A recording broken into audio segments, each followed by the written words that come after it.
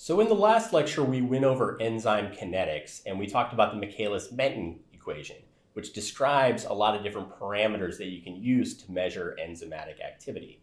And most types of enzymes follow this Michaelis-Menten pattern of enzymatic activity, where you get a nice hyperbolic curve when you measure the protein enzyme activity. However, there is one special group of enzymes that don't exactly follow these kinetics, and these are called allosteric enzymes. So allosteric enzymes act as information sensors in your cell. So they catalyze committed steps of metabolic pathways that need to be highly regulated for your body to function properly. So today we'll talk about what these allosteric enzymes are and how they are regulated by your body, basically. So we'll go over a few features that they all have in common, and then we'll talk about a specific allosteric enzyme called ATCase to use as an example for the whole class of enzymes. So let's get started. Lecture number 9, allosteric enzymes.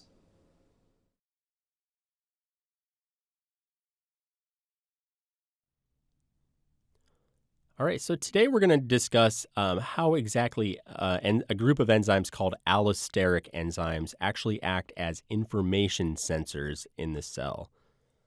So allosteric enzymes are distinct from Michaelis-Menten enzymes. So Michaelis-Menten enzymes that we discussed previously, they'll conform to simple Michaelis-Menten kinetics. So if substrate is present, they're going to catalyze a reaction. That's all they basically need. And we talked about that in the previous lecture, where the reaction rate is only based on the presence of a substrate, so the disappearance of that substrate or the accumulation of product. Now, most enzymes are like this. Most enzymes are Michaelis-Menten enzymes. If there's substrate there, they will catalyze a reaction. Now, allosteric enzymes are different, so they are subject to regulatory control. So they're often involved in metabolic pathways, and metabolic pathways are like streets, so or traffic, basically. So you can't just have cars going willy-nilly here and there because there's going to be problems. Same with biological systems. So allosteric enzymes are like the stop signs and green lights that make traffic function. So they make metabolic pathways work in a way that can sustain life. So they work with Michaelis-Menten enzymes, but they're subject to regulatory control. So there's a few points I want to go over about allosteric enzymes. So number one is that they catalyze committed steps of biochemical pathways. So if there's a pathway, you're going to have, substrate 1 goes into product, that becomes the substrate for another product, that becomes the substrate for another product. The first step of that is going to be the committed step, where everything after that is just going to proceed. So allosteric enzymes are the ones that catalyze those committed steps. Allosteric enzymes are also regulated by products of the pathways under their control. So if you have a pathway of A, B, C, D, E, and allosteric enzyme catalyzes the conversion of A from B, so then they're going to be regulated by the products, so D, E, or F in that pathway. Those are going to be regulating the allosteric enzyme, and this will make more sense as we talk a bit more in detail. Another point is that they do not conform to Michaelis-Menten kinetics. So we talked the whole last section. I showed you a bunch of graphs on how Michaelis-Menten kinetics work. So you have this hyperbolic curve where you have a set amount of enzyme, and then you increase substrate, and it goes up very quickly, and then it plateaus at its V max. Allosteric enzymes work a little bit differently, and we'll go into more detail in that in a bit. And also, another important point about allosteric enzymes is that their activity is regulated by alterations in their quaternary structure. So remember that tertiary structure is the three-dimensional folding of a protein, and then quaternary structure is when two or more different polypeptide chains interact to form a fully functional protein. So these allosteric enzymes are going to be regulated by alterations in their quaternary structure. So allosteric enzymes have quaternary structure. That's not always the case for Michaelis-Menten enzymes. So all four of these features, the fact that they catalyze committed steps, they're regulated by products in the pathways under their control, they don't conform to Michaelis-Menten kinetics, and that their activity is regulated by alterations in their quaternary structure, allows them to act as information sensors within the cell. And like I said, you need these information centers like stop sign and green lights and stuff for traffic to work or for metabolic pathways to work in a way that sustains biological systems. So as I said, allosteric enzymes catalyze committed steps in biochemical pathways. So the committed step of a biochemical pathway is the reaction that once it occurs causes all subsequent steps to occur. So here we have a diagram of what would be a biochemical pathway where A is converted to B by enzyme 1, B is converted to C by enzyme 2, C is converted to D, and so on and so forth. So in this biochemical pathway, A being converted to B by enzyme 1 is going to be the committed step of this pathway. So once A is converted to B, then C, D, E, F happens pretty much automatically. So this allosteric regulation of the committed steps of reactions governs complex biochemical networks. So we have this very complicated biochemical map here. So each of these individual dots are reactants, and then they have lines drawn to the products. So if you think about these sorts of pathways, you would have A, B, C, D, E, F. And so these committed steps are going to be the ones regulated by allosteric enzymes, because once A goes to B, then the rest of this pathway is going to happen pretty much immediately. And so an important point about committed steps of biochemical pathways is that these steps are irreversible and they have a large negative delta G. So in the equation above, E1 is going to be catalyzed by an allosteric enzyme, and then E2, E3, E4, E5, these are all going to be Michaelis-Menten enzymes. And so allosteric enzymes are going to catalyze these committed steps in biochemical pathways, and these committed steps can be identified because these reactions are irreversible. The other ones will be reversible. And it's going to have a very large negative delta G. So it's going to be very exergonic, and that's going to keep it from going in the reverse direction. And so allosteric enzymes catalyze reactions in committed steps of biochemical pathways, and those committed steps are both irreversible and have large negative delta Gs. Now, another feature of allosteric enzyme activity, so we talked about how it will catalyze the reaction of A to B, and then immediately Michaelis-Menten enzymes will catalyze B to C, C to D, D to E, and E to F. But you have to have some way of, what if you have a bunch of F right now and you don't need any more? There's got to be a way to shut off that early committed step.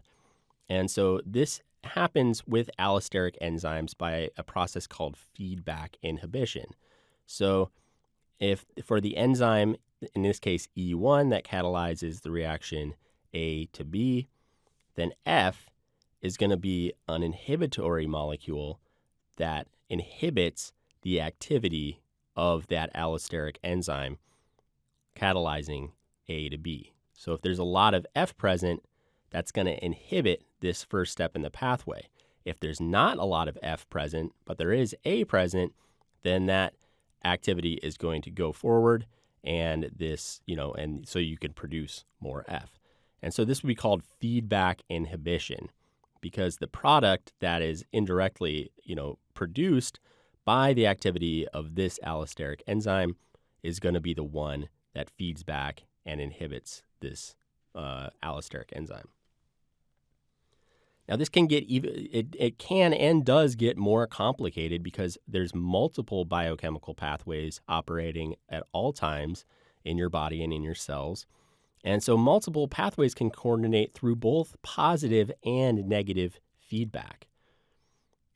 So in this example here, you see we have our A to F pathway here, and then F inhibits A, but F is also involved in another pathway where F and I are combined to form product J, and then product J is converted by this other enzyme to product K. But to get this I substrate, G needs to be converted to H and then converted to I. So you can see this is actually a pretty simple example of what is always happening in these metabolic pathways. Now, if you look a little closer at this, you can see that both this inhibition and activation is acting on both of these pathways. So as we said, F inhibits the conversion of A to B, and K inhibits, and this final product also inhibits A to B. So, but to get K, you need F to interact with I. So F, the production of F will actually activate the production of the conversion of G to H, which will then produce I, which then is combined with F to form J and K. So you see, here's all these methods of feedback, of positive and negative feedback in these reactions here. So the final product K will not only inhibit the activity of the conversion of A to B, it'll also inhibit the conversion of G to F, because if you have enough of K, you also don't need to be making G to F. And then if you have a bunch of I, that's going to stimulate this allosteric enzyme that forms A to B and eventually forms F, and then the same with F to G. So you can see that there's these positive and negative feedback loops that are important to the activity of allosteric enzymes. And these happen because these molecules will modulate allosteric enzyme activity by binding to regulatory sites that are distinct from the active site. And so we'll get into that a bit more in a minute. But that's basically how these negative and positive feedback mechanisms work. So in the above, in this diagram, which of the enzymes are allosteric and which would be Michaelis-Menten enzymes? So you can see the important regulatory enzymes, or the important regulatory steps, are this conversion of A to B. And so enzyme 1, of course, is an allosteric enzyme. But another important regulatory step, and a step that's subject to positive and negative regulatory inhibition and activation, is the conversion of G to H. So this E10 is also going to be an allosteric enzyme. And all these other enzymes in the pathway are just going to be straight Michaelis-Menten enzymes. And then which of the products above are inhibitory or stimulatory? Well, you can see here that F is inhibitory to the activity of enzyme 1, and then I is inhibitory to the activity of enzyme 10, and then K is inhibitory to both enzyme 1 and enzyme 10.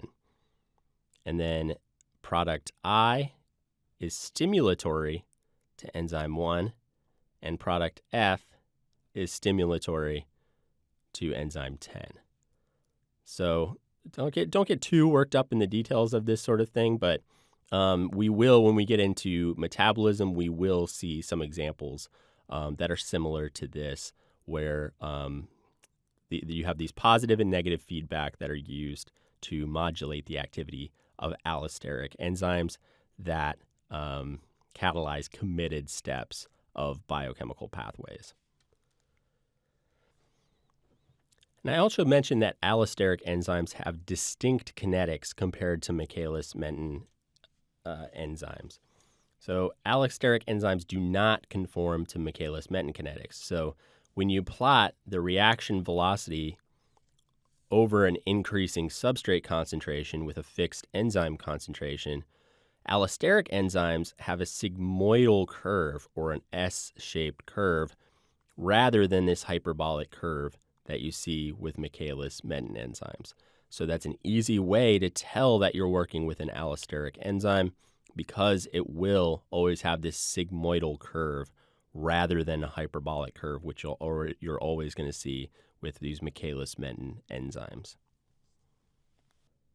So now as a consequence of that sigmoidal curve that we have for allosteric enzyme activity, they're more sensitive to changes in substrate concentration near their Km compared to Michaelis-Menten enzymes. And this makes sense because we know that they're regulated by changes in substrate concentration. And so if you look at this plot here, where we have a Michaelis-Menten enzyme with this hyperbolic curve, and then we have an allosteric enzyme with this sigmoidal curve, the changes in substrate concentration near their Km are going to be very different for the Michaelis enzyme versus the allosteric enzyme. So if we look at the Michaelis enzyme first, we can determine where the Km is. So this is half of its Vmax, and then its Km is going to be around here. So if we look at 0.1 of the Vmax, though, so we look down here, and we look at 0.8 of the Vmax, which is right here, you need a change in substrate concentration of 27 times to get from 0.1 Vmax to 0.8 Vmax. And so that's a big change in substrate concentration to get that change in reaction velocity. Now, what's different is when you look at allosteric enzymes, so at 0.1 of Vmax, it's going to be right here. And then at 0.8 of the Vmax, which is going to be right here, the substrate difference between that is only 4. There's only 4 times as much substrate concentration at 0.8 of Vmax versus 0.1 of Vmax. So a small change in substrate concentration is going to get you a big increase in reaction velocity. And that's different from the Michaelis-Menten enzyme, where you need a huge, monster change in substrate concentration to get that change in reaction velocity. So this results in a threshold effect for allosteric enzymes, where the activity increases or decreases very quickly in response to substrate changes. And this allows allosteric enzymes to function as metabolic on-off switches because you can increase their activity very quickly with just, in this case, a 4-fold change in substrate concentration, and then decrease their enzymatic activity, the reaction rate, very quickly with only a 4-fold decrease in substrate concentration. You do not get that with the Michaelis-Menten enzymes. And so this threshold effect allows allosteric enzymes to be very sensitive to substrate changes, and that is important for their regulatory activity and allows them to be these information sensors or metabolic switches in your cells. So now we're going to look into a bit how these allosteric enzymes are actually regulated by using a real-world example. That's a good example of what's called the concerted model of allosteric enzyme regulation. So your book talks mostly about this concerted model, briefly about another model called the sequential model. You're only responsible for understanding the concerted molecule. They're pretty similar, the two different models. So we'll just discuss the concerted model. And the example that we're going to use, the case example, would be about this activity of this enzyme called aspartate transcarbamylase, which is a mouthful. So we'll just call it ATCase. So ATCase is an allosteric enzyme. So of course it has a complex quaternary structure. So the structure of ATCase is shown here. And so it has 6 catalytic domains, 3 of them actually shown here in pink at the top. They interact with each other. There's another 3 on the bottom. And then it has 3 regulatory domains. And those are shown here in yellow. So these are the regulatory domains. And so, of course, ATCase, because it's an allosteric enzyme, has this quaternary structure. And like all other allosteric enzymes, it also catalyzes the committed step in a pathway. In this case, it's pyrimidine synthesis. So it catalyzes the committed step in the 7-step synthesis of the nucleotide CTP. So carbamoyl phosphate plus aspartate is catalyzed by ATCase, which is the committed step. And then there's 6 more enzymatic reactions that'll happen by Michaelis-Menten enzymes, resulting in the synthesis of CTP, which is a nucleotide. So importantly, ATCase has 2 different forms. So it has a relaxed or R form. So this form is active. So it has this relaxed active form. And so the catalytic domains I've shown here in bright red. And it has a tense inactive form, or a T form. And so I've shown this here in gray. So these are caused by structural changes in the protein. They're probably too small to actually see at this scale here, but it basically exists in an equilibrium between this inactive form and this active form. So just in solution, it's going to be switching between this inactive T form and this active, catalytically active R form at all times. So that's just going to happen by structural changes that just occur over time within this structure as part of its dynamic nature. And so, like the examples I was talking about earlier, ATCase is regulated by molecules that are involved in the pathway that it catalyzes, which is pyrimidine biosynthesis. So the end product of ATCase activity is CTP. And CTP is going to inhibit the activity of ATCase.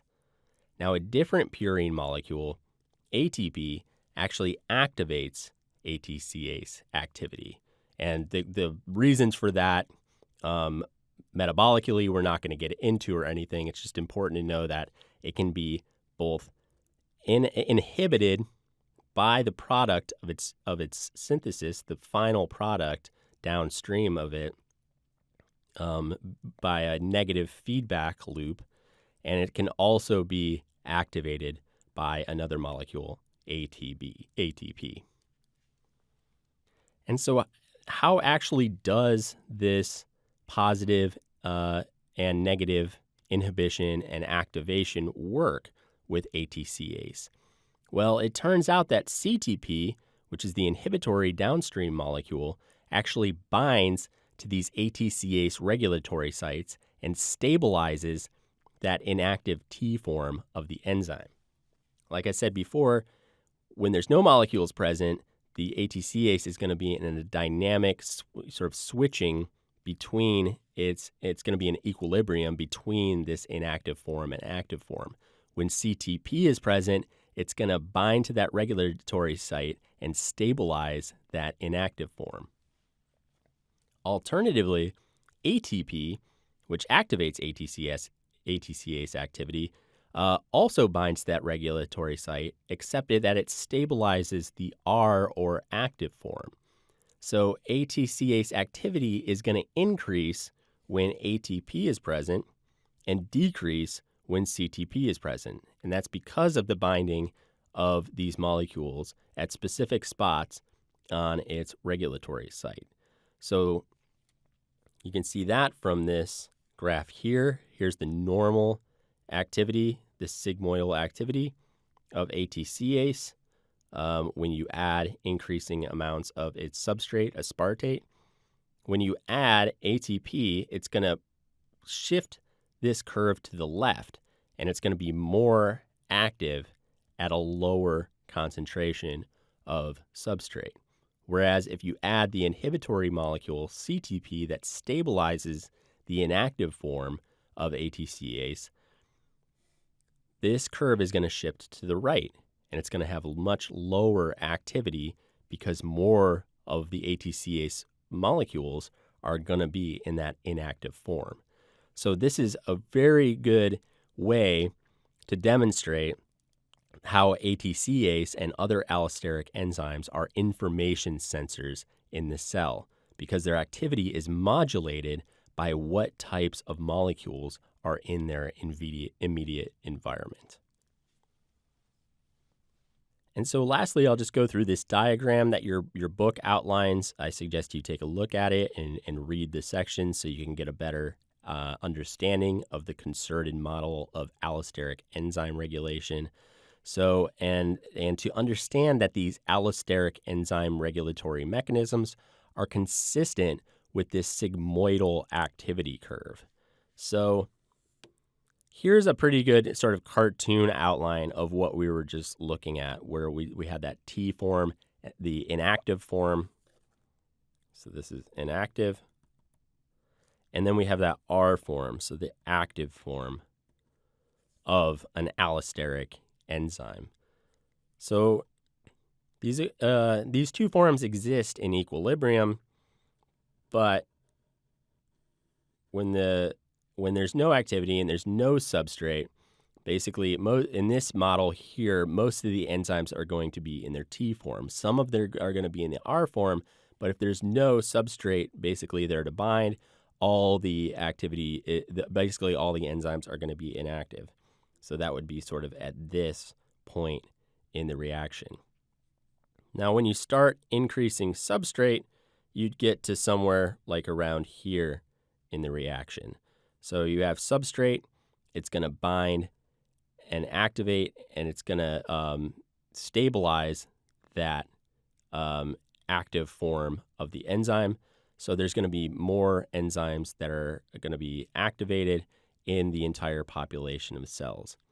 And as more substrate gets added, you're going to see this activity is going to go up very quickly until you get to a point very quickly that enough substrate is added that most of the enzymes in a population are going to be in their inactive state and able to catalyze these reactions. So please just, think about how allosteric enzymes are regulated and take a look at these different models and the example of ATCase. And this should all make pretty good sense to you. And you can see how allosteric enzymes act as information sensors because they're so sensitive to small changes in substrate concentration in the environment. All right, so that concludes our discussion on allosteric enzymes. So after studying the material, you should be able to point out the different features that allosteric enzymes have in common. So number one is that allosteric enzymes catalyze the committed steps of biochemical reactions. So these are reactions that have a very large negative delta G, and thus are irreversible. So these are going to be the reactions that are catalyzed by allosteric enzymes. So number two is that allosteric enzymes have a quaternary structure. So they're going to have multiple subunits that are going to work together to have this ability to regulate allosteric enzyme activity. Number three is that allosteric enzymes are regulated by both upstream and downstream molecules in the pathways of the reactions that they catalyze. And this works through these positive and negative feedback loops that are necessary for your body to function properly. And number four, because of this regulation, allosteric enzymes have a sigmoidal kinetic activity rather than the hyperbolic curve that we see with Michaelis-Menten enzymes.